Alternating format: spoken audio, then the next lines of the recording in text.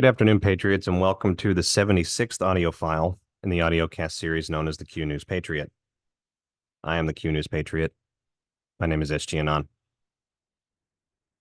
The last few days have roiled the political landscape in the United States of America and in the liberty-loving Western world. We, the people from all walks of life across all ideological backgrounds, creeds, and origins, coming together to universally accept what is happening to a presidential opposition candidate in the United States of America, which at this point has become concreted, I believe, as a third world political persecution publicly for the public optic to see.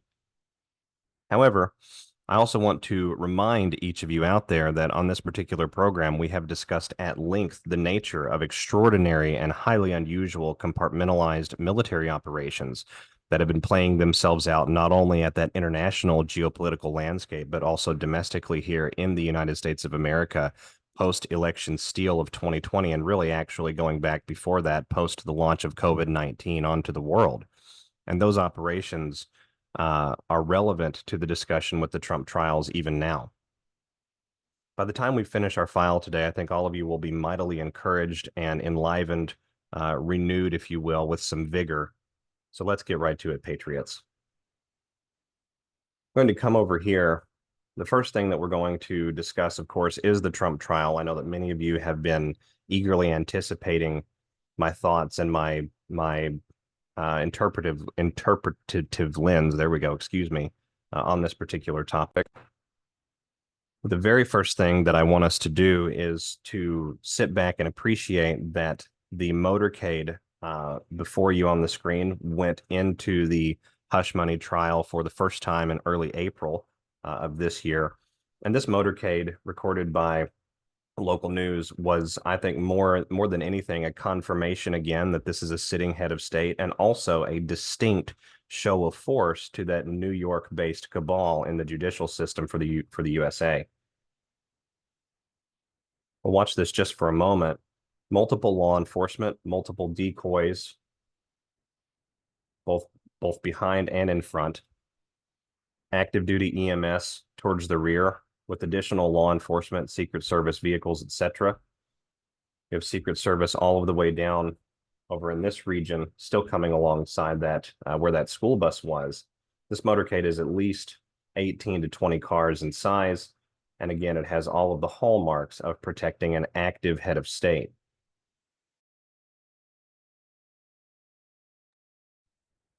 Now, I do believe that this was essentially an obvious show of force, but also a confirmation and a reassurance, a reaffirmation to American patriots out there that there truly is more going on than what we see at that public surface level. There's more happening than what we can take at face value.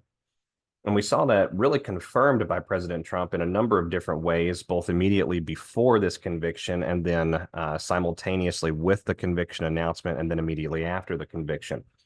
Let's take our decode on this in a couple of different parts, Patriots, because I want to build this sort of linearly so that an understanding is better congealed. So on May 29th of 2024, President Trump actually came out after proceedings happening that day and gave a short press statement, I believe it's right outside the courthouse, where he stated that Mother Teresa could not beat these charges. And he said that a couple of different times and discussed the concept of rigging and a conflicted judge. I'm going to bring this truth post up here that President Trump put out again on the 29th of May. And I have some difficulty with my eyes, full disclosure, but this appears to be either gold or orange, both of which are symbolic for the broader movement and the broader activities at play worldwide. But let's take a close listen. I want each of you to pay careful attention to what President Trump says, again, this being the day before the verdict. The whole country's a mess between the borders and fake elections, and you have a trial like this where the judge is so conflicted he can't breathe. The judge is so conflicted he can't breathe, as though something might be around his neck. He's got to do his job, and it's not for me, that I can tell you. It's a disgrace, and I mean that. Mother Teresa could not beat those charges, but we'll see. We'll see how we do. It's a very disgraceful situation. Every single legal scholar and experts said this is no case, it shouldn't be brought, and it certainly could have been brought 7 years ago, not in the middle of a presidential election. It was all done by Joe Biden. This judge contributed to Joe Biden, and far worse than that, but I'm not allowed to talk about it because I have a gag order.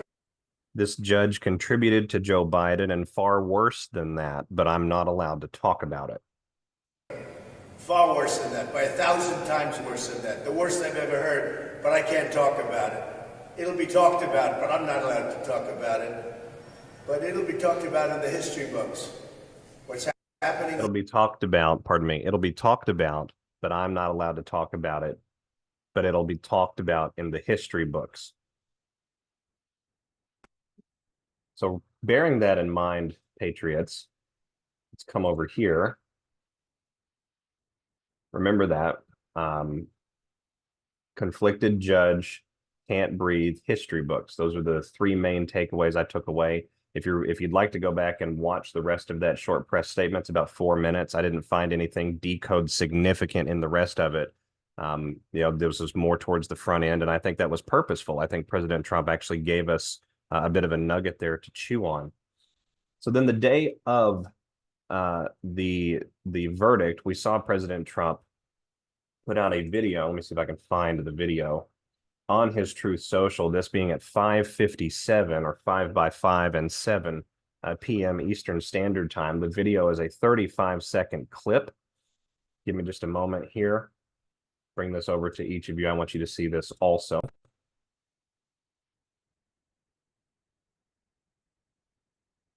This is the final battle. With you at my side, we will demolish the deep state. We will expel the warmongers from our government. We will drive out the globalists. We will cast out the communists, Marxists, and fascists. We will throw off the sick political class that hates our country. We will rout the fake news media, and we will liberate America from these villains once and for all.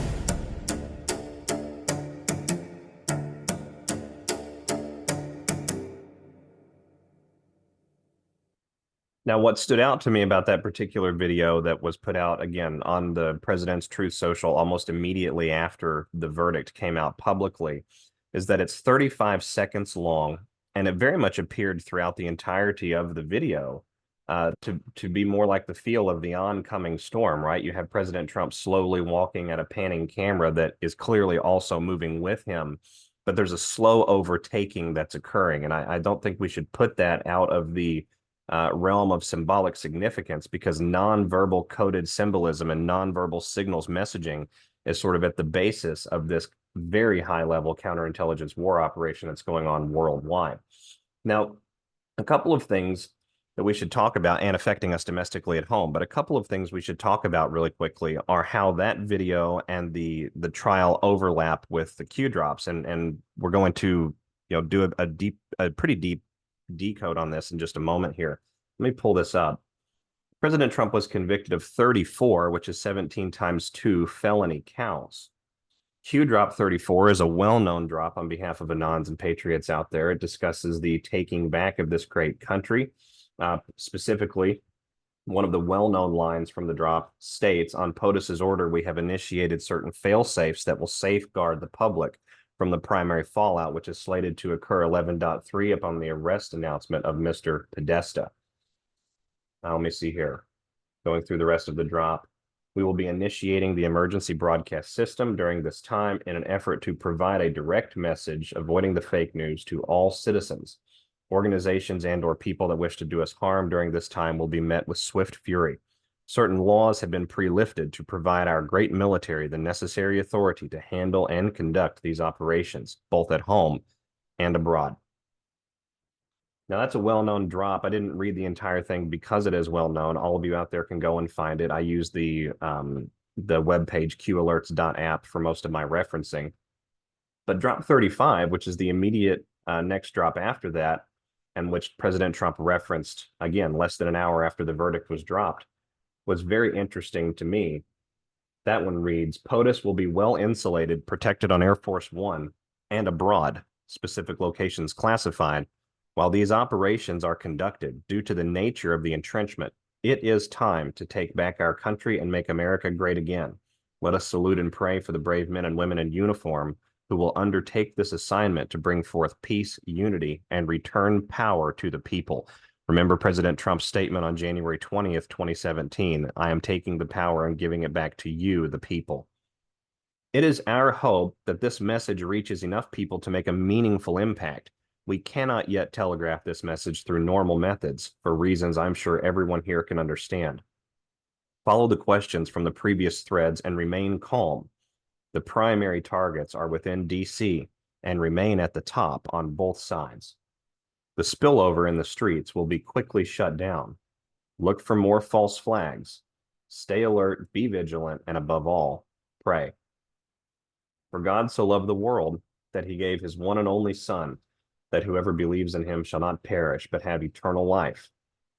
Love is patient and love is kind. God bless my fellow Americans. 4/10/20. So Q drop 35 is a drop that President Trump himself signed. Alphanumerically, 4/10/20 equates to DJT. And I find that very, very compelling when you also look at the felony count number, the 17 times 2, the fact that the jury deliberated for 11 hours, which is another significant overlap and correlation here, considering that both Q drop 34 and 35 were dropped on November 11, the 1st, 2017. Now, it gets a little bit even deeper than that. We're going to come over here. Immediately after the verdict, we saw a number of news outlets, essentially every news outlet, make this the talking point of the day. We saw a lot of narrative prep to sort of like in the black hat actor camp. But I've said for a long time, and I truly do believe this, that pockets of that information apparatus, that main news network, legacy media apparatus, whatever you want to call it, have been overtaken with this military operation that spawned off really in 2019 to 2020 here in the United States. And I believe several of those outlets gave us clues as to what was actually occurring. CBS 17 out of North Carolina was one such outlet. I follow most news outlets that have 17 as part of their handle and their identifier for obvious reasons. But I want all of you to sort of listen here to what they said on this broadcast. Remember earlier, President Trump talked about the judge being conflicted to where he couldn't breathe, how it was much worse and he couldn't talk about it, but they'll talk about it in the history books. With reaction. So, Greg, what are people telling you? Well, Angela and Rod, as you can imagine, a lot of people have mixed opinions when it comes to this topic this evening. Earlier today, we did talk to a local political science professor about what's next for the former president, now a convicted felon. This moment has the world talking. This moment has the world talking. Now, isn't that absolutely fascinating? Because President Trump put out, let's see where it's at. On May 30th, before the verdict came out, President Trump put out a truth on TruthSocial that stated, this is a very sad day for America and New York. The whole world is watching. Let's continue. It's kind of shocking. Shocking in the sense of any president or former president to have been indicted on so many counts. I was surprised, and I believed it would initially have been a hung jury. So we took viewers' questions to a local Meredith College political science professor. Even though I've been following the trial pretty closely, it still came as a shock. Still came as a shock. So we've seen the word shock, and we've seen the world highlighted now a couple of different times, both by President Trump and CBS 17 News. Shock coming in this broadcast now. We're, what, 53 seconds in, and we've heard it 3 or 4 times. Dr. David McLennan says even though former President Trump is convicted of all 34 counts in the hush money trial, it 34 counts. Doesn't stop him from running for president. In terms of the Constitution, there is no provision that says a convicted felon can't run or can't serve as president. For the average person, it may seem odd that the founders never considered this kind of situation. And the remaining portion of that particular broadcast is sort of an intellectual discourse on people's opinions. But again, in that first minute or so, minute and a half, we saw very significant overtures made to streamlining and repetition seeding of terminology. When we marry that with President Trump's activity on TruthSocial, discussing again that the world is watching, that the system is rigged, and highlighting that, this will be, something that they'll talk about in the history books, I began to get very curious about where these overlaps might meet. And wouldn't you know it, Q dropped 3728 from December 19 of 2019 at 1:09:05 a.m. states, "Friend and patriot, hold your head up high. POTUS was not harmed in any way today other than on paper."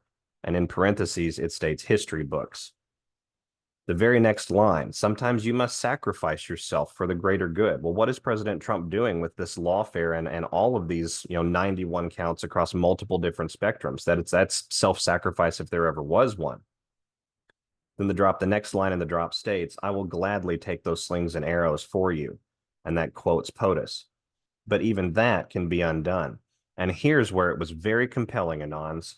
The final two lines in this drop: "The enormity of what is coming will shock the world. Pray." Q. So a clear preparation, a clear ode, right? A clear correlation to this particular drop being dropped by CBS 17, excuse me, and President Trump a couple of different times. Additionally, President Trump retruthed a meme of Melania Trump 31 days prior to the verdict to the day. And on that meme, Melania Trump was wearing TruthSocial colored sunglasses with a message on the picture that stated, "Do it, Q." What's absolutely fascinating is that May 30th, the date of Trump's verdict, also corresponds with Q drop 4360, which states, "Insurrection Act of 1807. Determination that the various state and local authorities are not up to the task of responding to the growing unrest. Call the ball." Q. Call the ball, of course, being military speak for, are we good to go or are we not good to go? Are we ready to proceed or are we not ready to proceed? So this is a very, very compelling, architecture, caricature, if you will, an irregular warfare caricature, if there ever was one, to highlight to Anons and American patriots out there and patriots in all over the world that there is much more at play here with these trials, with this verdict and the precedent that we're setting than we see at the surface level. And that is indeed the entire point. And wouldn't you know it, July 11th, which is the day supposedly that President Trump is going to be sentenced, alphanumerically, I'm trying to get my terminology right here. That date, 7/11/2024, when you remove the zeros and you add the remaining numbers, comes out to the number 17. And a Q drop from July 11th, 2019 begins with the number 34. It's actually dropped 3414, 3417 times 2, 34 felony counts. And the drop states, "Only Anons can fully appreciate the continued validation and confirmation through a series of mathematically impossible coincidences in order to maintain structural integrity. Wheels up. Q."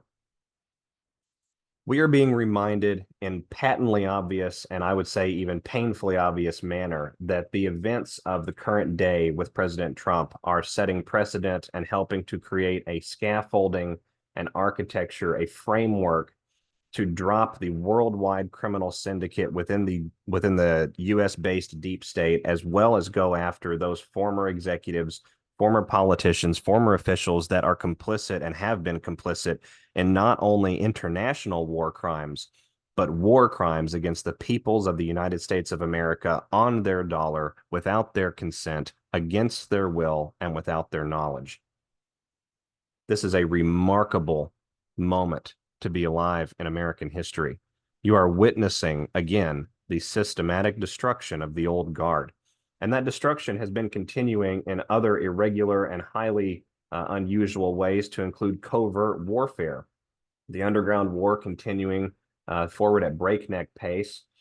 If we look at events recently surrounding the explosion in Youngstown, Ohio, I think we have a good case being made for military activity that precipitated some of that.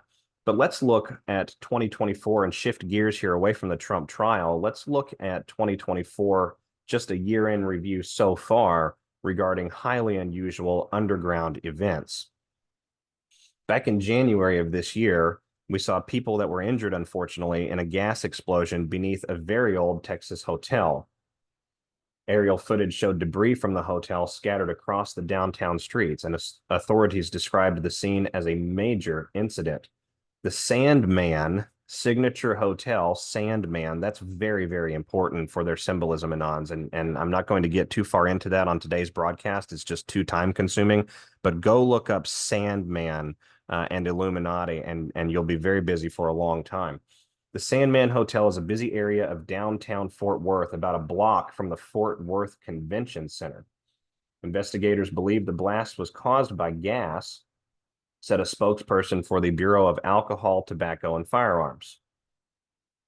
Trojic said a restaurant in the building was under construction at the time, but it was not definitive where the blast actually occurred.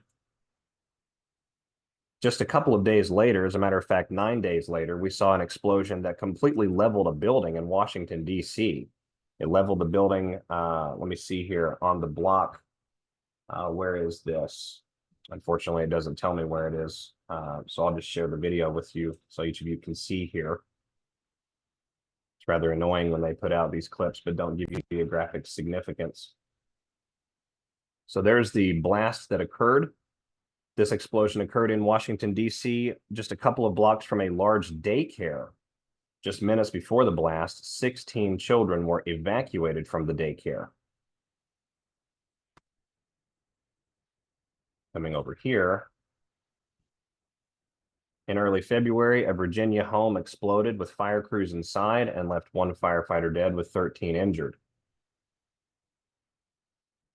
In March, an explosion at a Detroit warehouse sent projectiles flying a quarter of a mile into the sky.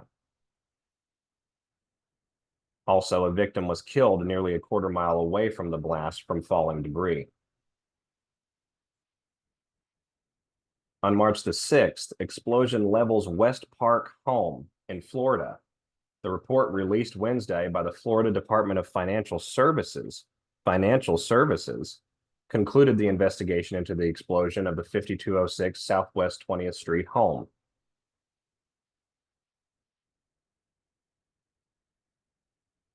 Coming over here, the 20th of March, a duplex home in American Fork, Utah exploded, killing one. The explosion was reported just before 6 a.m. In Maryland, in late April, an explosion razed a home completely to the ground and sent one person in the nearby vicinity to the hospital.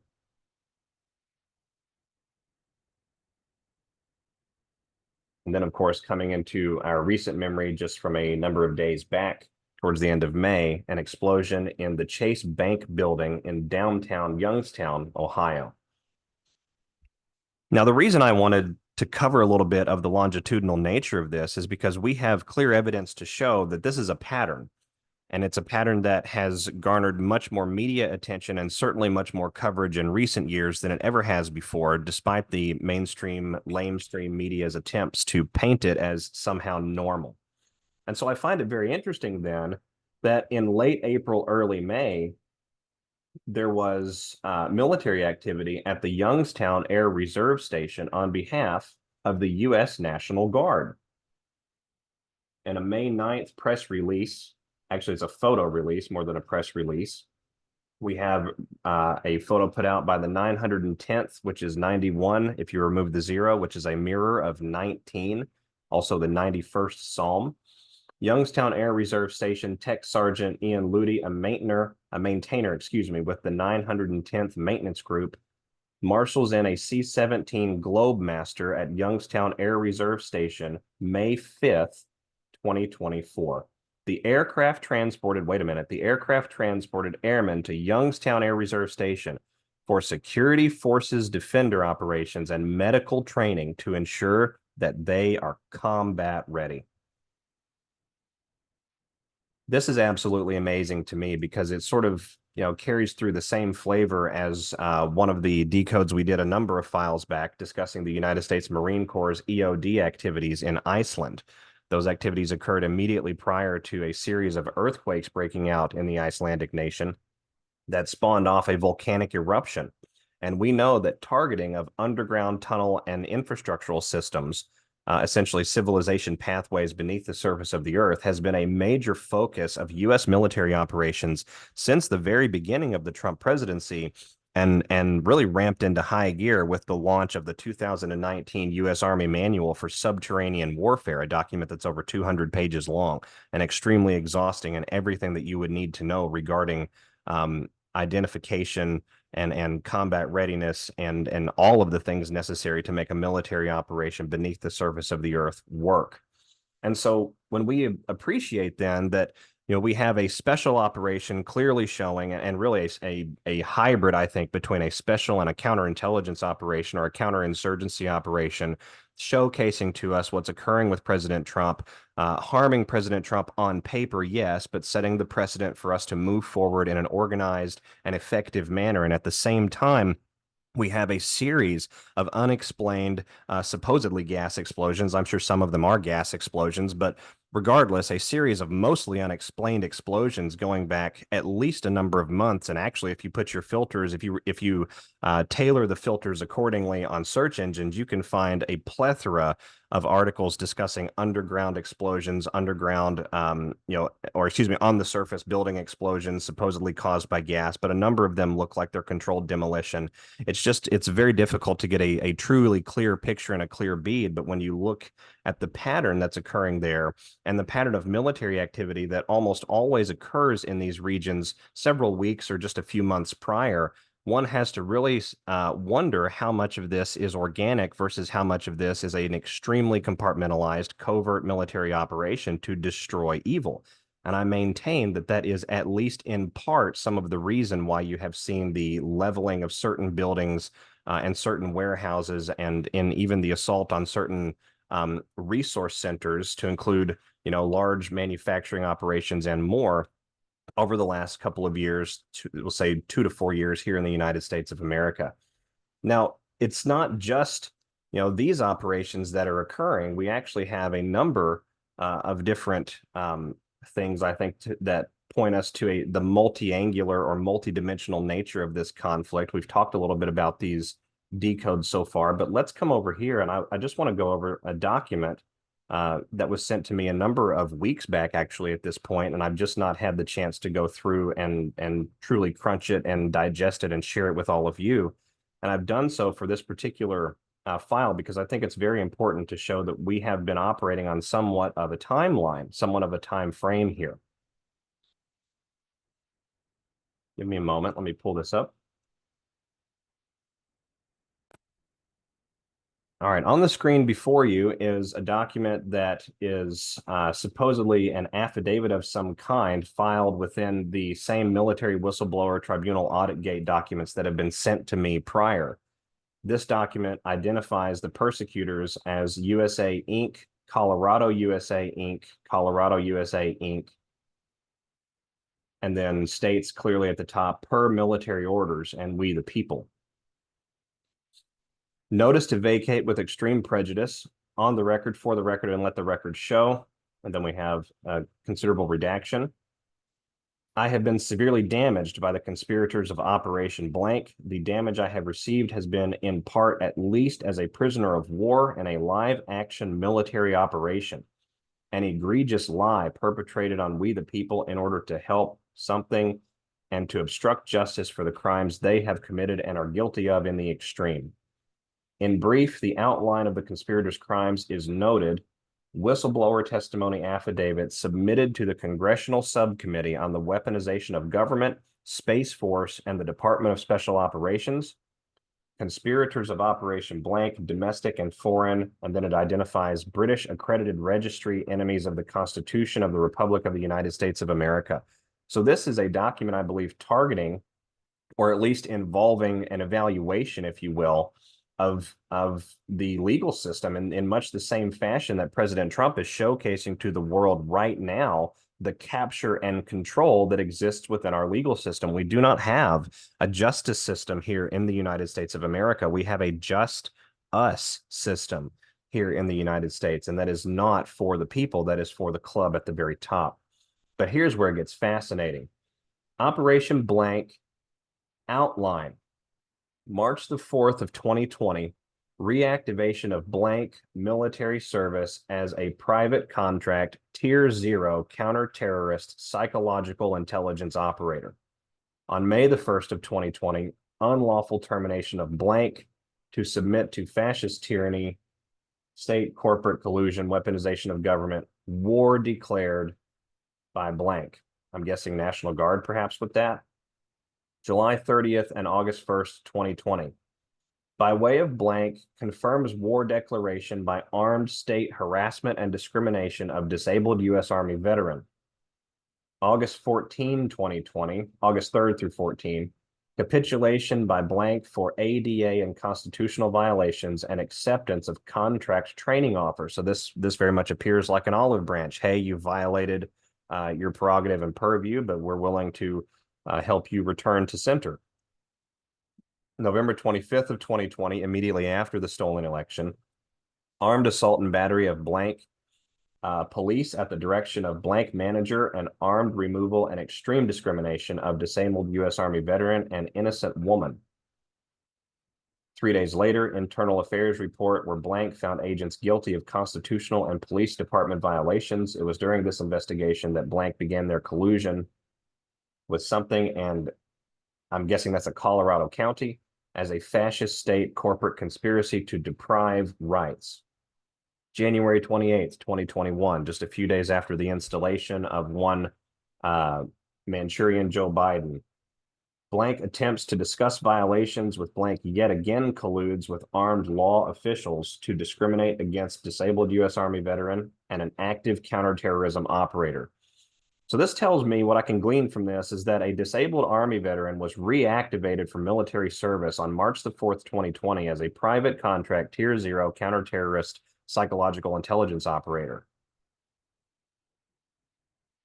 June of 2021, blank colludes with blank DA and LLC. So now we have corporate legal conspiracy happening here to frame something as a victim and subjects witch hunt without trial or jury and an unlawful protective order. July 2021 through 2023, blank acting under the color of law works closely with the DA, prosecution, and public defender's office to damage blank in concert with the conspirators of blank, unlawfully detaining something. I'm guessing this is depriving of all natural rights, speedy trial, jury trial, trial in general, constitutional violations, 18 U.S. Code 241, 242, 245, 13818, EO 13818, and others. Unlawfully detaining me in county jail for 30 days, as I am a counter-terrorist operator and prisoner of war who expects torture and harassment as part and parcel of foreign and domestic war operations. Financial charge estimates and terms and conditions of billing and collection are fully articulated in something performance orders affidavit. The conspirators of Operation Blank are currently the subject of military tribunal and courts-martial proceedings under guidance of the Law of War Manual and courts-martial manuals of the nation and the Republic. This is a case study hosted by Blank, Space Force, and the Department of Special Operations, but it is also a local legal matter under common law as well, with statutory codes not relevant in this jurisdiction. The combined conspirators are under extreme scrutiny and 24/7 signals intelligence, human intelligence surveillance as war criminals, and we are currently seeking redress from blank. The conspirators of Operation Blank, domestic, foreign, bar enemies of the Constitution of the Republic of the United States, are listed below, as well as blank whistleblower testimony. Conspirators of domestic terrorist cell on trial, acting mayor, acting internal affairs chief, acting police chief, acting judge, acting district attorney, terrorist and negotiator, acting judge added, acting judge added, acting judge, terrorist negotiator added, terrorist negotiator added, president, legal counsel, manager, manager. This document is true and complete to the fullest extent of my knowledge and authority over my quantum autograph and trademark sigil with my right fore fingerprint. Now, what's very remarkable, I think, about this document, Anons, is that we have added being included in here. Oh, pardon me. We have added being included in here a number of different times along the way, right? We have individuals that are identified in the government pulpit. We have individuals that are identified in the judicial pulpit, and we have individuals that are identified in the business, private sector, corporation pulpit. Considering that on one of our most recent files, I believe it was file 74, we discussed tribunal audits that are happening, being conducted in very similar flavors as to what I just showed you. It makes a lot of sense that those audits would occasionally and periodically add additional and important information to the discussion. And I do believe that we're witnessing in real time before our very eyes the largest unusual circumventory military operation that has ever been undertaken by both the United States and the militaries of the entire world. Additionally, we're seeing those worldwide militaries positioning themselves, I think, for a failure to start against the military-industrial globalist war pig complex worldwide. And nowhere is that more true in recent days than in North Korea, with Kim Jong-un literally sending a crap storm of balloons literally filled with excrement, trash, garbage, etc., over the 38th parallel demilitarized zone and into the airspace over the border with South Korea. I believe this is a message and a very plainly communicated message to say that the crap storm is coming. And we know that there is a period of time, or will come a period of time in this process, where either President Trump or someone acting as President Trump's liaison, representative, or spokesperson will say something along the lines of, "My fellow Americans, the storm is upon us." That comes from a Q drop. I forget the exact drop at the moment, but it references, again, the understanding of what's happening here in the United States, much like drop 34 and 35 that we talked about a moment ago. You know, the Korean Peninsula, the initial war that was brought to an armistice in 1953 and then allowed for a continual series or a continual period over a number of decades of a warfare and enmity state between the two nations. You know, that particular conflict had to be brought to a close under President Trump in the first administration so that we could close off the spiritual implication, and I think the spiritual impact that comes behind an open state of enmity with no clear goal, no clear gain to be had. It's sort of like a human life force energy drainer of the highest caliber. And so Kim Jong-un, under President Trump, had his strings cut and separated, and we saw essentially, you know, obvious demonstrations of that reality when Premier Kim put out photographs, I believe, of his then sister. The first time that we'd ever seen that happen online, that being just a couple of years back. You know, the Korean Peninsula will be reunified in this process, as will China with the Taiwanese island, as it's been ancestrally a Chinese island for hundreds of years.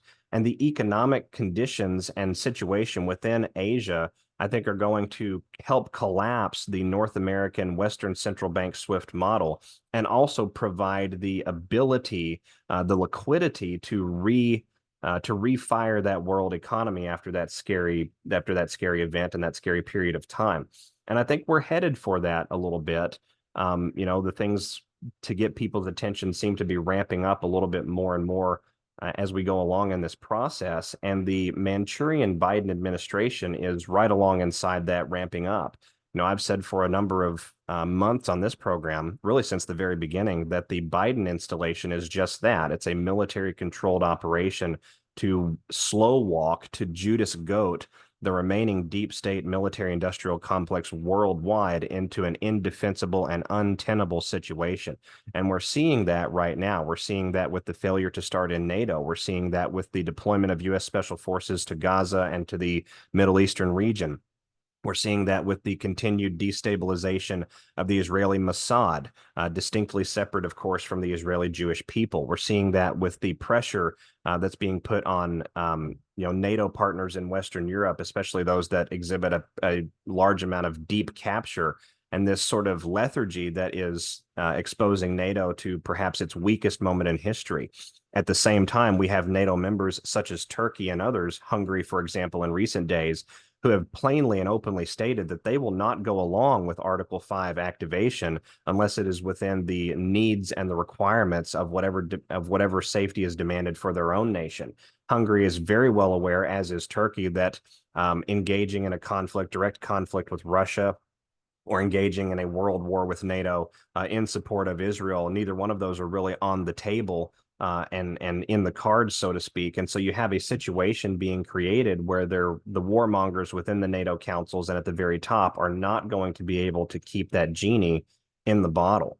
At the same time, that Biden Manchurian administration here at home, I think, is going to be tied directly to the weaponization, influence, and control of certain segments of the U.S. judiciary, certainly tied to the obvious open invasion happening at the United States southern border.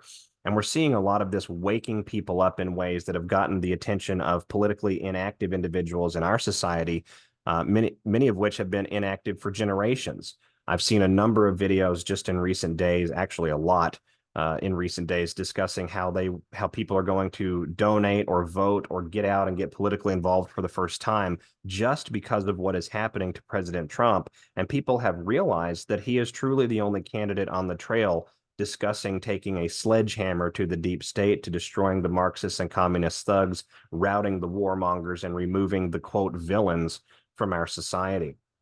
But I think the Biden-Harris administration is going to continue to ramp up and escalate this process at the behest of a larger coordinated military operation. And I think one of these significant scares that's going to come in the coming weeks and months is going to be a reattempt at installation of the selective service mobilization here in the United States of America.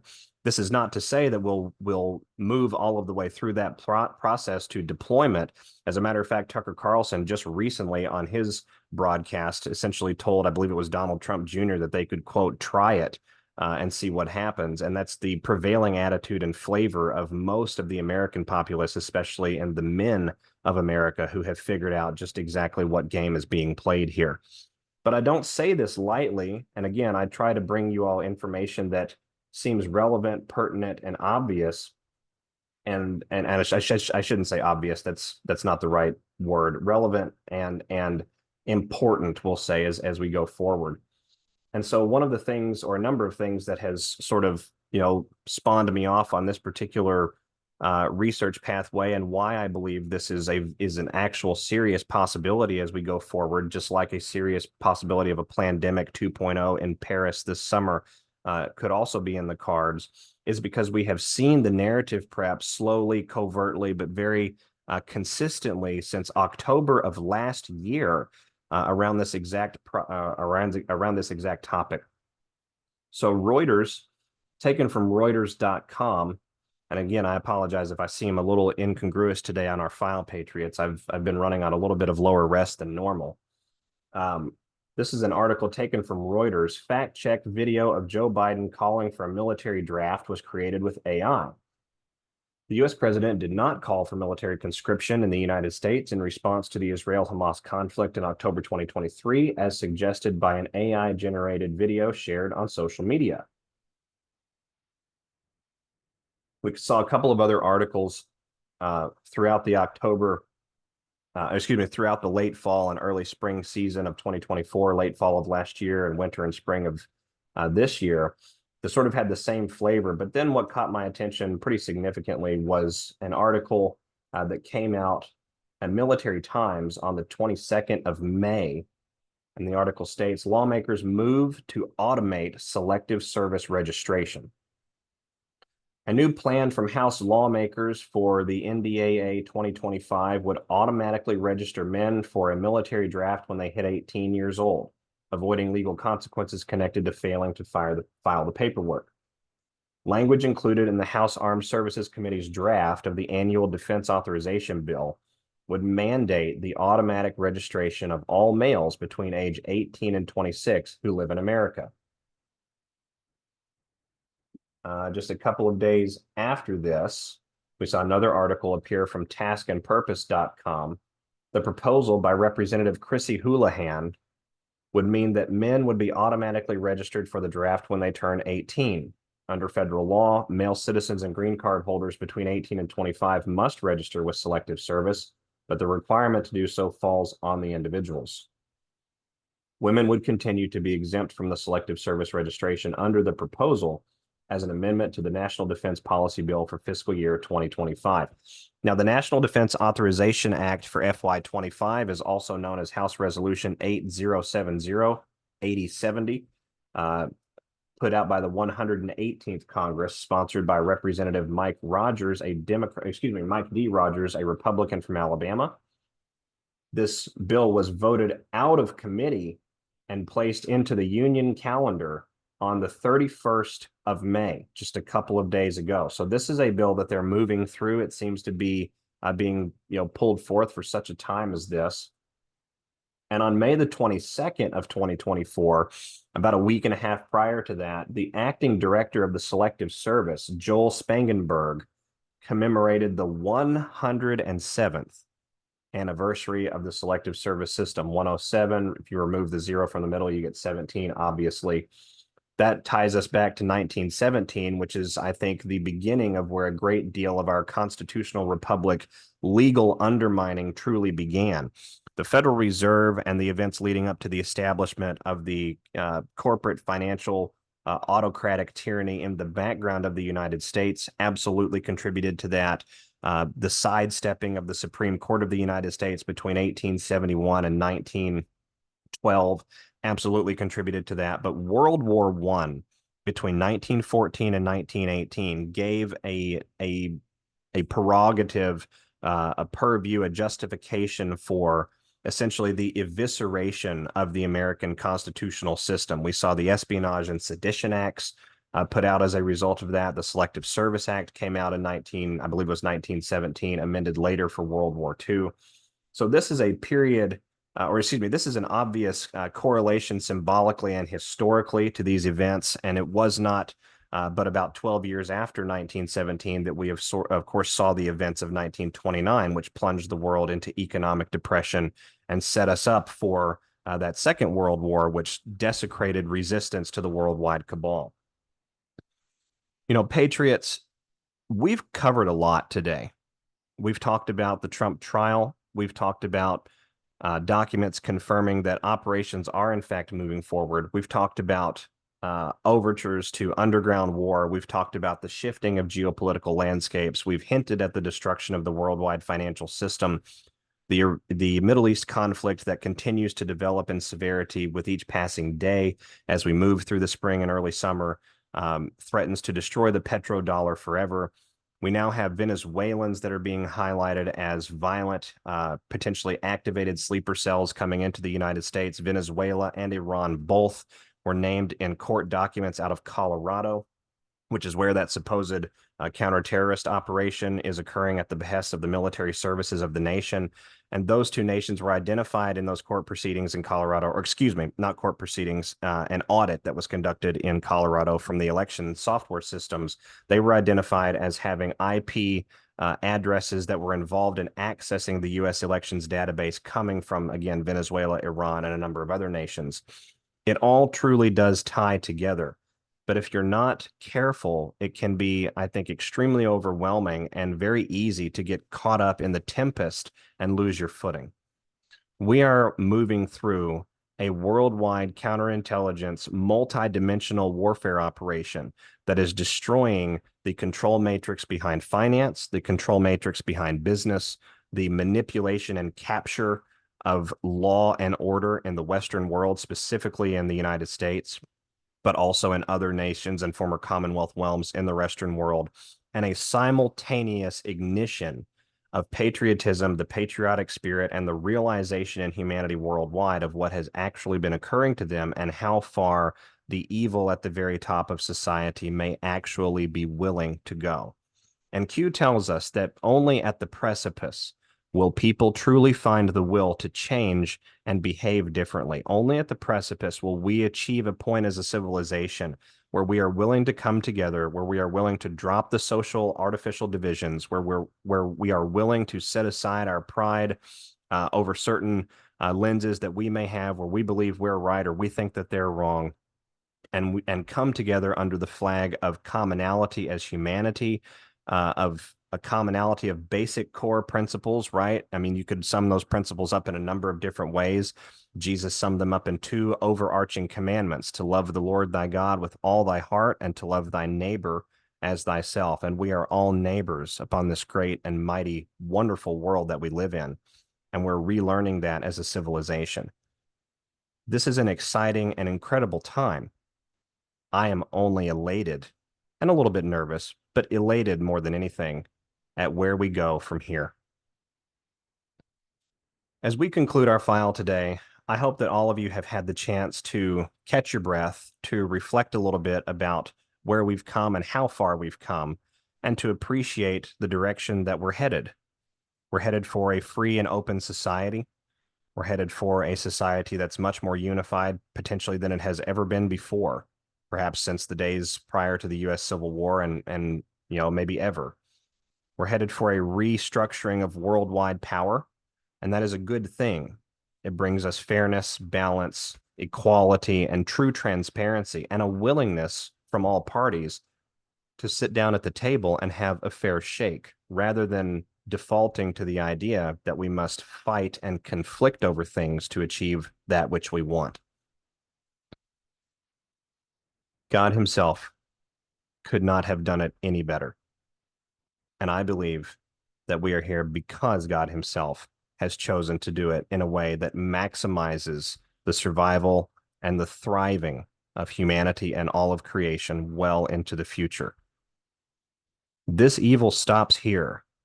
It stops with us. They know it, we know it, and they know that we know. Have a safe day, everyone. Enjoy the sunshine on your skin. Listen to the birds singing to you a melodic song from the trees. Enjoy the clear skies, hopefully chemtrail-free. And remember, you're a child of the Most High living God. Nothing is more special than that. Stay safe. Be encouraged. Buck up. We'll get there. This is SG Anon. I'll be back with each of you again soon. Thanks. Bye-bye.